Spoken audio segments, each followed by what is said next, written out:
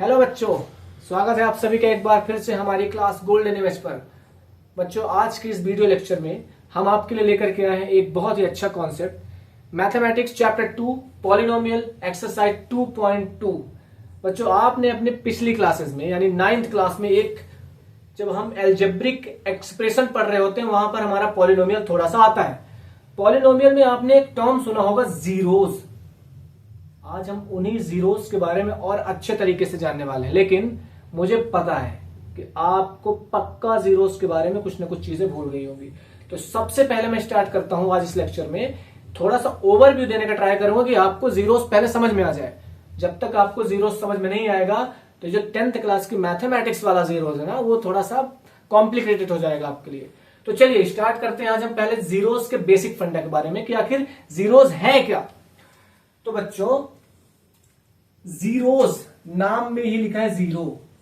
नाम में ही क्या लिखा है भैया? नाम में लिखा है जीरो। पॉलिनोमियल आपने पढ़ा है।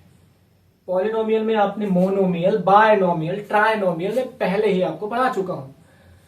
उन्हीं में आता है जीरो। मैंने लिया एक पॉलिनोमियल 6x + 5, ये मेरा था पॉलिनोमियल। मैंने कहा भाई साहब सुनो, इस पॉलिनोमियल का जीरो क्या है। फिर मैं बात करूंगा जीरोस, तो आप थोड़ा दोनों वर्ड को पकड़िएगा, जीरो और जीरोस। मैंने कहा इस पॉलिनोमियल का जीरो क्या है, तो इसका सिंपल सा मतलब यह है कि आप यहां पर वेरिएबल x देख पा रहे होंगे। तो जीरो का मतलब होता है x की एक ऐसी वैल्यू लेकर के आओ भैया, जिसको अगर मैं इस एल्जेब्रिक एक्सप्रेशन में पुट कर दूं तो ये पूरा का पूरा एल्जेब्रिक एक्सप्रेशन जीरो हो जाए। Zero, that is the zero of that polynomial. That is zero of that polynomial. तो इसके लिए मैं बोल क्या रहा हूं एक्चुअली कि x की वो वैल्यू चाहिए हमें जिसको अगर मैं यहां पुट कर दूं तो पूरा का पूरा पॉलिनोमियल ही जीरो हो जाए। तो मैं क्यों ना इक्वल जीरो लेकर के चलूं? ये आपने सीखा है, मैं रिकॉल करा रहा हूं।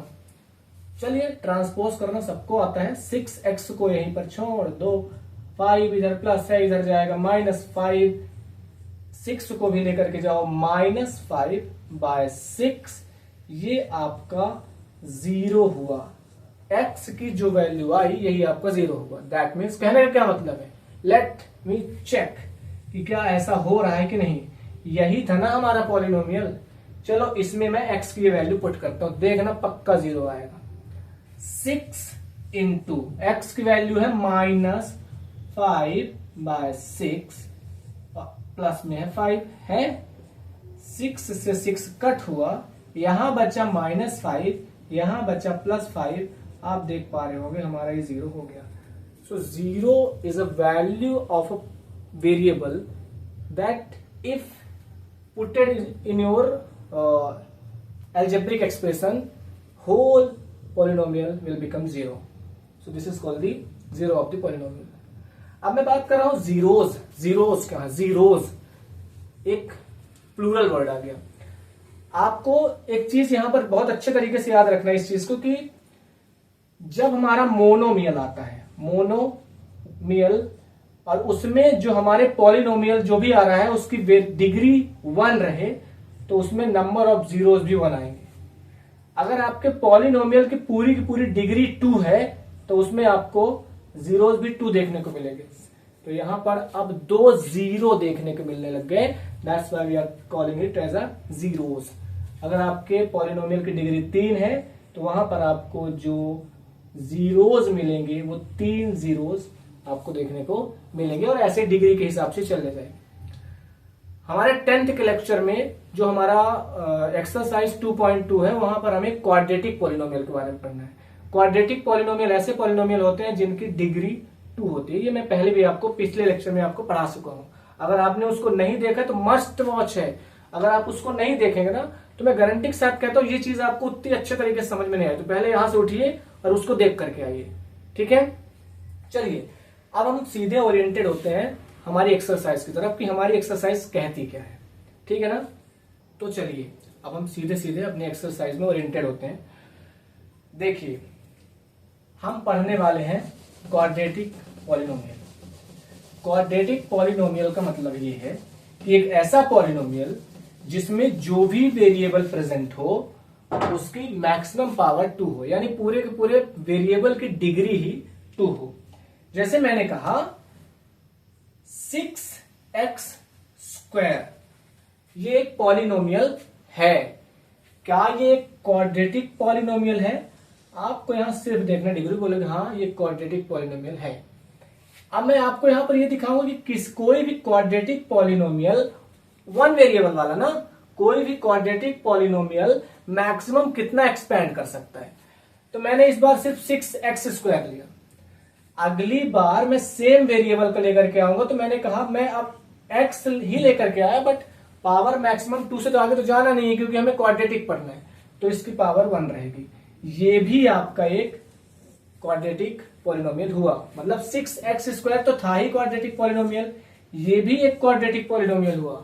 लेकिन अगर मैं इसमें एक और चीज ऐड कर दूं, 6x स्क्वायर प्लस 5x था ही, प्लस में आप कोई एक कांस्टेंट यूज कर दीजिए जहां पर आपका वेरिएबल हो ही ना। देखो जरा 2 डिग्री 1 डिग्री, एंड यहां पर वेरिएबल है ही नहीं, इसका मतलब वेरिएबल की डिग्री ही 0 है। दैट्स वाई एक मैक्सिमम तरीके से अगर आप देखोगे तो एक क्वाड्रेटिक जो पॉलिनोमियल होता है वो मैक्सिमम इतना एक्सपेंड कर सकता है। तो इसीलिए जो क्वाड्रेटिक पॉलिनोमियल होता है उसका स्टैंडर्ड फॉर्म ऐसा लिखा जाता है ax square plus bx plus c, that is your quadratic polynomial. ठीक है ना? तो इस चीज को आप हमेशा याद रखिए कि स्टैंडर्ड फॉर्म है जहां पर a b और c ये कांस्टेंट है। ये क्या है? कांस्टेंट है, और x हमारा वेरिएबल है। ये चीज आपको ध्यान में रखनी। कई बार मैं इसको अपने एक्सरसाइज से क्वेश्चन करते टाइम इसको यूज करने वाला हूं, इसलिए remember in your mind. Okay, let's move forward. Zeros की बात कर रहा हूं मैं, क्वाड्रेटिक पॉलिनोमियल है, तुरंत दिमाग में आया भैया क्वाड्रेटिक पॉलिनोमियल मतलब 2 जीरोस होंगे। Let we assume these 2 zeros are alpha and beta. ये 2 सिंबल है बच्चों जिनको मैं इस चैप्टर में आपको यूज करने वाला हूँ। मैं बार बार थोड़ी लिखूंगा कि 0 नंबर 1 0 नंबर 2 0 नंबर 1 0 नंबर 2। क्यों ना मैंने सोचा कि कुछ नया एक लेटर यूज कर लें, कोई एक सिंबल यूज कर लें, सिंबल से ज्यादा आसान रहता है। तो मैंने क्या कहा, आप एक जीरो को अल्फा मानिएगा और दूसरे जीरो को बीटा मानिएगा। ठीक है? डन और नॉट? यस। तो सबसे पहले हम क्वाड्रेटिक पॉलिनोमियल जो आते हैं, अलग अलग टाइप के क्वाड्रेटिक पॉलिनोमियल आपके चैप्टर में है, उनके जीरोस फाइंड कैसे करते हैं पहले हम आपको सिर्फ वो सिखाने वाला हूं आज आपको। ठीक है ना? तो चलिए स्टार्ट करते हैं। मैं अलग अलग क्वेश्चन लेकर के आ रहा हूं, आपको सॉल्व करके दिखा रहा हूं। इसको मैं हटा देता हूं अभी। Let's start. पहला, ईमानदारी से बताना सब लोग,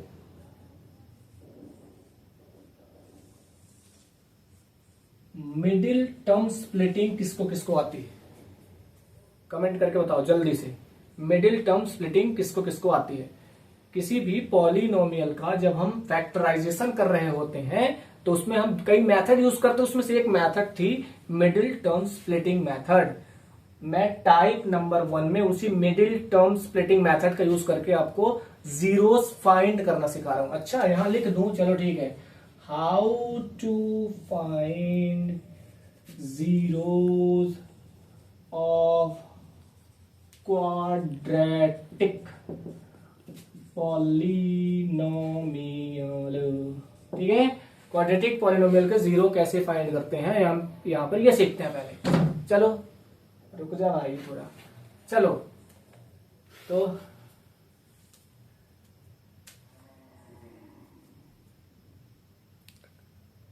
हाँ चले भाई, यहां से चलो मिडिल टर्म स्प्लिटिंग सिखाते हैं आपको। वैसे आपको आता है लेकिन सिखा देते हैं, नहीं बाद में बोलोगे भैया सिखाते हो नहीं, कह देते हो कि बेसिक से सिखाने आया लेकिन बेसिक कराते नहीं हो। तो लो पहले सिखा देता हूं मिडिल टर्म स्प्लिटिंग। ठीक है ना? देख लो, एक क्वेश्चन लेकर के आया मैं, दैट इज कुछ भी ले लो, 6x स्क्वायर माइनस क्या ही ले लो, 7x ले लो और प्लस 1 ले लो। ठीक है? है क्वाड्रेटिक पॉलिनोमियल कि नहीं? नहीं लग रहा होगा, कंपेयर कर लो जरा, कुछ ऐसे ही दिख रहा होगा, a x square plus b x plus c जैसे दिख रहा होगा, देख लो उसको भी। वो बीच में माइनस आ गया तो उससे कोई बहुत ज्यादा परेशानी वाली बात नहीं, लेकिन कुछ ऐसे ही दिख रहा है, मतलब है। चलो बताता हूं इसका मिडिल टर्म स्प्लिटिंग का मतलब क्या होता है। मिडिल टर्म स्प्लिटिंग बच्चों एक बहुत ही ऐसी चीज है कि जो कई बार हम गलतियां करते हैं। आप इसका बेसिक जो मैं यहां बता रहा हूं उसको पकड़िएगा ध्यान से। हमें यहां पर एक लाइन ड्रॉ कर लेना, खींच लो अपने रफ में, खींच लो ऐसी लाइन खींच लिए।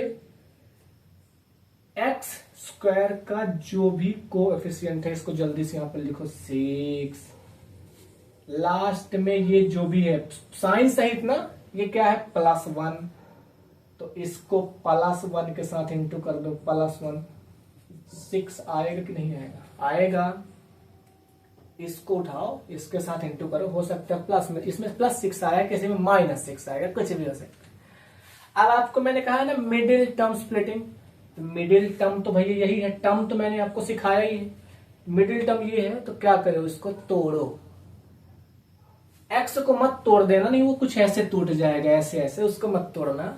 एक्स को अकेले ही रखना, बेचारे को मत तोड़ देना, अकेला तो है ही। इसका दिल तोड़ दो जरा, ये -7 है।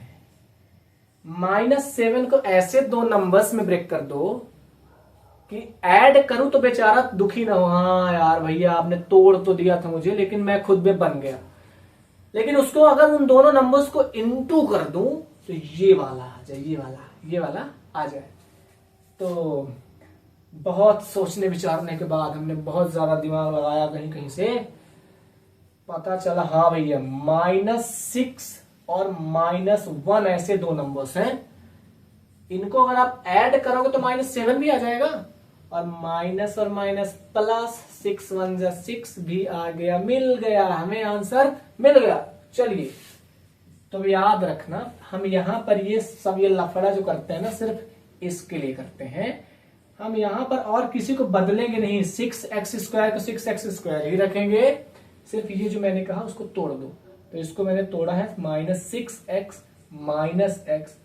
+ 1 के फॉर्म में तोड़ा है, इक्वल टू। अब क्या कर रहा हूं यहां पर, पहला स्टेप के बाद अब ग्रुपिंग बनाते हैं। इसमें ग्रुपिंग, 2 का ग्रुप बना लो, 6x² - 6x को एक साथ कर लो, बना लिया, ऐसे ब्रैकेट में बंद कर लो, ठीक है। यहां पर ये माइनस है तो इस माइनस को बाहर करो। एक चीज याद रखना, जब भी कभी यहां पर माइनस आए तो अंदर ये जो लिखोगे ना, तो ऐसे मत लिख देना x+1। याद रखना कि भैया ने एक बताया था गुरु मंत्र कि जब भी कभी माइनस यहां पर आने लग जाए तो ये साइन जो भी रहेगा, प्लस रहेगा तो माइनस कर देना, और माइनस रहेगा, मान लो यहां पर माइनस होता, मान लेते हैं बहुत जल्दी बाकी चीजें, लेकिन इसको नहीं मान लो, मुझे पता है। मान लो कि यहां पर माइनस है तो फिर प्लस कर देना, ठीक है बच्चों। अभी के लिए यहां पर हमारा क्या था, प्लस, तो हमने ये देखो माइनस कर लिया। अगले स्टेप में एक चीज देखो, बोर्ड एग्जाम की तैयारी कर रहे हो बच्चों, इक्वल का साइन जब मैं लगा रहा हूं, आप देख पा रहे हो कि मैं इक्वल के नीचे इक्वल लगा रहा हूं। इससे जो हमारा टीचर जो हमारा कॉपी चेक कर रहा होता है ना, उसके मन में एक अच्छा इंपैक्ट आता है, उसको ये पता होता है कि बच्चे को मैथ का कॉन्सेप्ट या फिर मैथ सॉल्व करने का तरीका मालूम है। इससे आपके नंबर में थोड़ी बहुत इंक्रीमेंट हो जाती है, तो इस बात को याद रखना। ये देखो मैं इक्वल के सामने इक्वल लगाते जा रहा हूं, हटा देता हूं इसको यार, ठीक है भैया।